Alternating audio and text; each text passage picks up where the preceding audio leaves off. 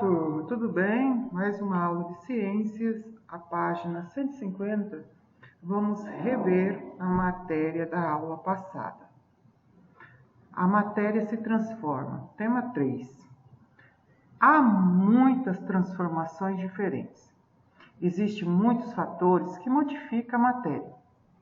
A aplicação de força e a interação com outras substâncias e as mudanças de temperatura são alguns deles.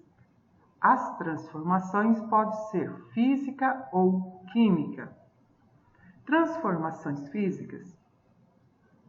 Uma transformação física acontece quando um objeto muda, mas o material de que ele é feito continua sendo o mesmo. Isso acontece porque a transformação não alterou as substâncias que formam. Vejamos alguns exemplos aqui. Na fábrica de lápis, a madeira é cortada, lixada e furada. Apesar disso, continua sendo madeira. A mudança de forma não altera as substâncias que formam a madeira. Quando fazemos um picolé caseiro, o suco de frutas passa do estado líquido para o estado sólido. Mas a mudança de estado não modifica as substâncias que formam o suco. O picolé pode derreter e o suco volta ao estado líquido, o que era antes. A formação de misturas. Como acontece ao juntarmos água e açúcar, não modifica as substâncias de que cada material é feito. Se provarmos essa mistura, será possível perceber que o açúcar continua presente na água. Nós fizemos essa atividade na aula passada, né? Vocês se lembram? Aqui é só para dar uma revisão rápida. Nós estudamos aqui as transformações que modificam as substâncias dos materiais. As transformações químicas, algumas transformações modificam as substâncias dos materiais. Isso acontece porque por meio das transformações essas substâncias se alteram. Geralmente pode-se perceber que uma transformação desse tipo acontece quando há produção de gás, mudança de cor, produção de luz, entre outros efeitos. Veja alguns exemplos aqui. Quando um pedaço de papel queima, ele muda suas características e se transforma em cinza. O papel queimado se transformou em cinzas. Além disso, a queima do papel produz um gás chamado gás carbônico, um gás invisível que se espalha pelo ar. Nesse caso, ocorre a transformação do papel em outros materiais, feitos de substâncias diferentes. O cozimento modifica os ingredientes de um bolo. Podemos perceber essa transformação pela mudança de cor, de sabor, de odor e de consistência. Quando deixamos por um certo tempo um objeto de ferro em contato com o ar, ele sofre uma transformação nesse processo, formando uma ferrugem. Tem uma cor de aspecto diferente do ferro. Olha só, observa aqui que nós temos um ferro sem ferrugem e outro ferro já enferrujado. E a mudança e a transformação dos alimentos. Perceba que nós temos uma maçã aqui, verde, inteira, né? Bonita, viçosa, e ela começa a apodrecer internamente até chegar a esta imagem, né? Que já está totalmente apodrecido, um cheiro desagradável, né? Vamos lá, é somente rever. Nós vimos a aula passada também esta atividade, nós fizemos. Aqui também, olha, percebo que nós temos um ovo cru e um outro ovo cozido, também fizemos esta atividade. E vamos na atividade de hoje. Essa aqui também. Então, vamos lá, reciclagem dos materiais. Compramos um brinquedo e jogamos a caixa fora. Tomamos um iogurte e jogamos o potinho fora. Tomamos o refrigerante e jogamos a latinha fora. Geralmente, o consumo de produtos é seguido pelo ato de jogar fora sacos, garrafas, potes, latas e assim por diante. São toneladas de materiais jogados no lixo diariamente. Uma das formas de diminuir a quantidade de lixo é reciclar materiais. Reciclar significa participar novamente do ciclo. O vidro, o alumínio, o plástico, o papel e diversos outros materiais podem voltar para as indústrias e ser utilizados na fabricação de novos objetos, em vez de ir para o lixo.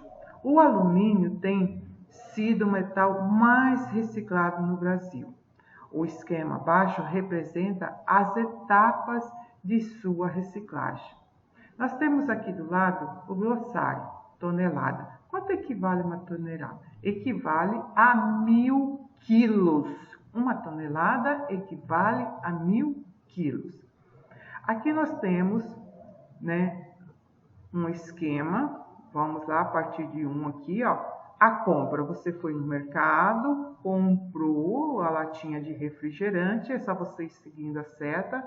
E número 2, você consumiu esse refrigerante. Número 3, fez a coleta, no lugar adequado. Ele foi para uma prensa, fundiu, derreteu essa latinha.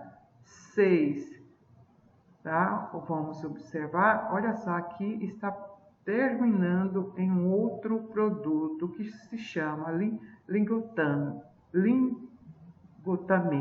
Olha só, ligotamento, depois vai para a laminação, vai deixar esse alumínio novo novamente, transformou novas latas. Aqui ele já está no processo de enchimento com novos refrigerantes.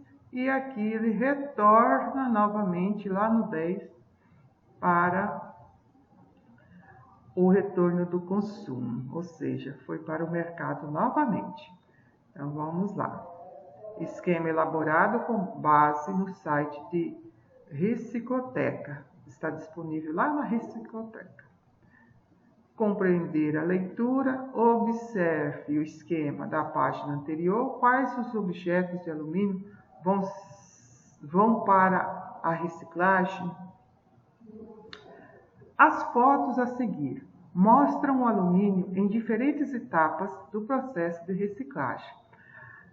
Aqui etapas do esquema anterior, elas correspondem, então vocês irão olhar lá e vão perceber a primeira imagem e a segunda imagem, lá onde tem aqueles números dentro do esquema. Olha lá, a prensa, a fundição, o 6, o 7, ela está onde? No 8, ou no 9, ou 7? Qual que é? Olha lá, qual que é a parte que já está? Observa bem e volta no esquema e analisa. A matéria de hoje, unidade 2, reprodução de plantas e animais. Nós temos um lindo beija-flor, lá na página 158. Crio uma hipótese para explicar o que o beija-flor está fazendo em cada uma das imagens. Aí vocês vão observar e dirá. Como são as flores? mostrada na imagem maior. Que estrutura você consegue identificar nelas? Qual é a função da flor para a planta? Como é o filhote do beija-flor? Como nascem os filhotes do beija-flor? Como nascem as plantas? Como será que nascem os filhotinhos? A mamãe fica gestante ou ela coloca ovos? Como que faz? Vamos aprender um pouco? Vamos lá. Investigar o assunto. Várias formas de reprodução. As imagens desta página e da página seguinte mostram etapas do ciclo de vida de diferentes organismos. O que vocês vão fazer? Observem as imagens, elaborem hipóteses sobre a forma de reprodução desses seres vivos. Com base nessas hipóteses, proponha uma classificação, organizando os seres vivos em diferentes grupos. Item A. Ovos de sapo gerino e sapo adulto. A primeira imagem, nós temos ovos do sapo, aqui já transformou em gerino e aqui ele já está na fase adulta, sapo. A B, ovos de peixe e o peixe adulto. Observa aqui vários ovos e ele aqui já adulto. C, bactérias se dividindo. Orangotango e filhotes. Nós temos aqui a C e temos aqui a D. Agora vamos lá. Ovo de borboleta. Olha só como que é o ovo da borboleta. A largata, o processo, né? Observa o ovo, a largata e a borboleta adulta. Primeiro ela é largata antes de transformar em borboleta. Brotos de folha da fortuna e folha da fortuna. Observe aqui, ó, os brotos, né? Depois que germinou tudo, bem pequenininho, tá? Serpentes com os ovos, olha o tanto aqui de ovos. H, laranjeira em flor e laranjeira com frutos. Primeiro vai dar as flores e que irá transformar em frutos a laranja, né? Número 1. Que critérios você utilizarão para fazer a classificação? Explique para a classe. Quais são os critérios que vocês irão utilizar, né? E aí vocês irão explicar quais são esses critérios, lá na página 161. Comparem as classificações feitas pela turma, quais foram as semelhanças e as diferenças. Tema 1. Os seres vivos se reproduzem. O que é reprodução? Você já ouviu a palavra embrião? Uma das características dos seres vivos é a capacidade de se reproduzir, isto é, de gerar outros seres vivos semelhantes. Eles também são formados por células, pequenas estruturas que podem variar de número nos seres vivos. A diversidade de seres vivos é imensa. A cada espécie tem uma forma de se reproduzir. De modo geral, essa reprodução pode ser assexuada ou sexuada.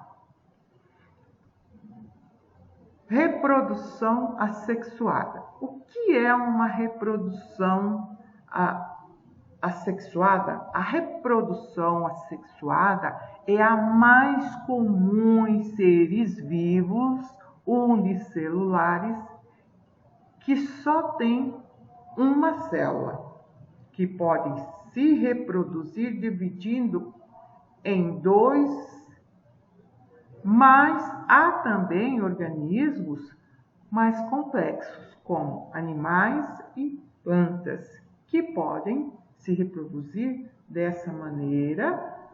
Eles geram indivíduos por meio de brotos ou de parte do corpo que se fragmentou, ou seja, você partiu, cortou ali e eles brotaram uma outra plantinha ali e crescem. E a reprodução sexuada, nesse tipo de reprodução, são necessários 2 indivíduos da mesma espécie para gerar novas vidas, novos seres vivos com estrutura corporal mais complexa, podem produzir células reprodutivas para um novo organismo se formar. É necessário a união de células reprodutivas de indivíduos diferentes. De modo geral, chamamos de macho ou estruturas masculinas. Aqueles que produzem células produtivas que se deslocam. São essas células que vão ao encontro das células reprodutivas do outro indivíduo. As fêmeas ou estruturas femininas, por sua vez, são aquelas cujas células reprodutivas têm pouca ou nenhuma mobilidade. A união da célula reprodutiva de um macho com a célula reprodutiva de uma fêmea é chamada fecundação e originam em um embrião. Houve a fecundação e se transformou em um embrião. O embrião se desenvolve em um novo organismo com características misturadas dos indivíduos que geraram. Observe que nós temos aqui a célula reprodutiva masculina. Do lado esquerdo aqui em cima nós temos a célula reprodutiva masculina e a feminina. O que acontece quando faz a fecundação? Aqui eles vão se unir e transformará em um embrião. Essas algas aqui que vocês estão observando aqui embaixo, essas algas se reproduzem dividindo ao meio e gerando novos indivíduos. Aqui é o momento que elas estão se dividindo e transformando em novos indivíduos. Algo de ciências. Os seres humanos aproveitam a reprodução assexuada de algumas plantas. Muitas vezes nós precisamos plantar algo. Olha só, observe aqui. O ser humano aprendeu a usar a capacidade de reprodução sexuada de algumas plantas para atender a seus interesses e produzir alimentos. Isso também é uma forma de tecnologia. A mandioca, o morango, a batata são cultivadas dessa maneira. Identifique se a reprodução descrita é sexuada, vocês vão colocar S, ou assexuada, que vocês irão colocar a letra A. O escorpião macho segura a fêmea com suas pinças. Ele deposita no solo um tubo contendo suas células reprodutivas e puxa a fêmea para que ela passe sobre o tubo. O tubo, então, penetra no corpo da fêmea. Será que é uma sexuada ou assexuada? Nós vamos voltar com a resposta daqui a pouco. As hidras são animais que parecem com plantas, elas se reproduzem por meio de brotos que crescem em seu corpo. Os brotos podem se desprender e crescer em outro lugar. Será que é sexuada ou assexuada? Para produzir uma muda de roseira, basta cortar um ramo, tirar uma parte das folhas e enterrá-lo no solo. E aí, é uma sexuada ou assexuada? Nos pés de milho, o vento transporta o grão de pólen das estruturas masculinas de uma flor até a estrutura feminina de outra flor. Depois de um tempo, desenvolvem as sementes, que são os grãos de milho. Isso é sexuado ou assexuado? Agora nós vamos voltar com a resposta. Em que situação não relacionadas com ciências você já ouviu ou leu a palavra embrião? Em que momento você ouviu essa palavra embrião?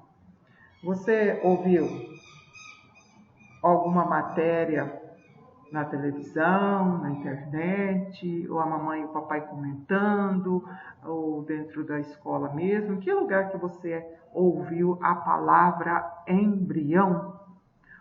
O que essa situação tem em comum com o que você acabou de aprender? Então, vocês irão responder. Isso aqui é individual. Fiquei devendo agora aqui a resposta. Vamos lá. Está aqui. Olha só. O escorpião macho segura a fêmea com suas pinças. Ele deposita no solo um tubo contendo as suas células reprodutivas e puxa a fêmea para que ela passe sobre o tubo. O tubo, então, penetra no corpo da fêmea. Então, isso aqui é sexuada. As hidras são animais que se parecem com as plantas. Nós vimos lá naquela página, lá onde... Deixa eu voltar ali na página. Deixa eu mostrar direitinho. Vamos lá. Vamos retornar. Essas aqui são as algas, não tem hidras aqui. Então, vamos lá. As hidras são animais que se parecem com plantas. Elas se reproduzem por meio de brotos que crescem em seu corpo. Os brotos podem se desprender e crescer em outro lugar. Então, ela é assexuada. Ela se desenvolve em outro lugar, tá? Ela não precisa fazer o processo de fecundação ali igual o escorpião ali naquele momento do macho e fêmea, né? Para produzir uma muda de roseira, basta cortar o ramo, tirar uma parte das folhas e enterrá-lo no solo. Ela é assexuada.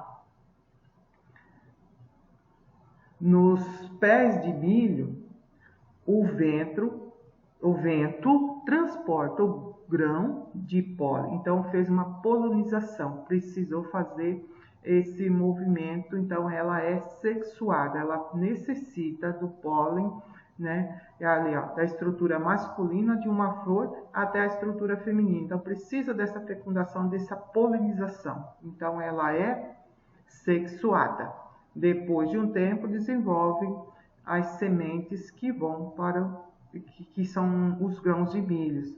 A mesma coisa acontece com maracujá também, né? O zangão vai lá, fica polinizando, faz a polinização e ali, alguns dias, nasce os maracujá, os frutos, né? Daquela flor linda, maravilhosa. A abelha, o zangão, fica se esfregando as costas dele ali, e depois, por algum tempo, ele voa novamente para o outro lugar e volta E é a coisa mais linda do mundo, né? É a formação de uma nova vida. E aqui nós vamos encerrando a nossa aula de ciências. Obrigada.